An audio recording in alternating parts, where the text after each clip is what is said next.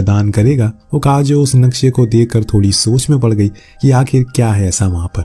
उसी दिन चिहिरो के पास उसके भाई का कॉल आया, जिसने उसे बताया कि उसकी माँ का देहांत हो गया।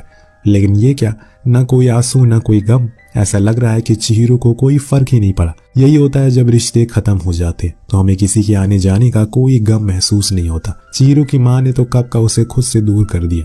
एक और ओकाजो उसी नक्शे का पीछा करते हुए उसी जगह पर पहुंच गई जहां वो बूढ़ा आदमी रहा करता है। वहां उसे एक लड़की बैठी हुई मिलती है जो कॉमिक पढ़ रही थी। दोनों एक ही स्कूल में थे, लेकिन उन्हें ये बात आज पता लगी।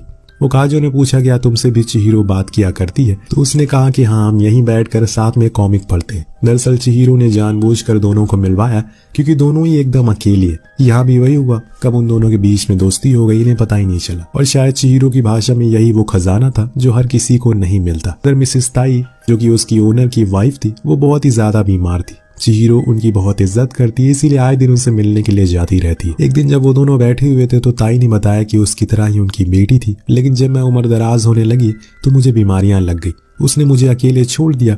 उनकी बातों को सुनकर चिहिरो को काफी बुरा लगा क्योंकि उसे पता है कि वो दिल की बहुत अच्छी है।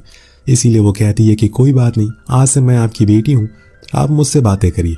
अब इसके बाद एक रात हम एक छोटी बच्ची को सीढ़ियों पर अकेले बैठे हुए अपनी टिफिन खाते हुए देखते। उसका नाम आया था, जो अब चिहिरो बन गई है। जी हाँ, ये उसका बचपना है।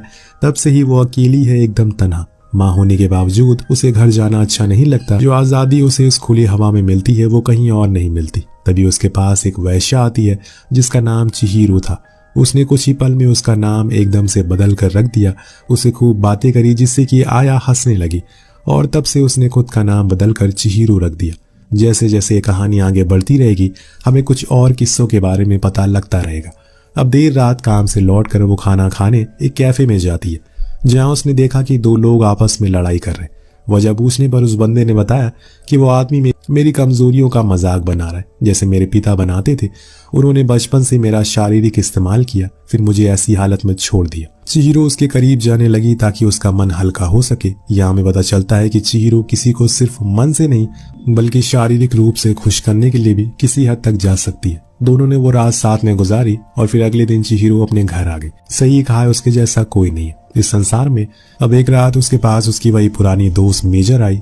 दोनों ने साथ में खाना खाया, जिस दौरान उसने चिहिरो से उसका अकेले रहने की वजह पूछी। तो वो दिखने में इतनी खूबसूरत है, अच्छा लड़का पसंद करके वो शादी क्यों नहीं कर लेती? ऐसे अकेलेपन से तो अच्छा ही है। तो चिहिरो ने मुस्कुराते हुए कहा कि ऐसा नहीं है, मैंने भी प्यार किया था, लेकिन उस इंसान के प्यार ने मुझे बांध कर रखा हुआ था। मैं आजाद होना चाहती हूँ और जिन्हें सच में प्यार की जरूरत है उन्हें प्यार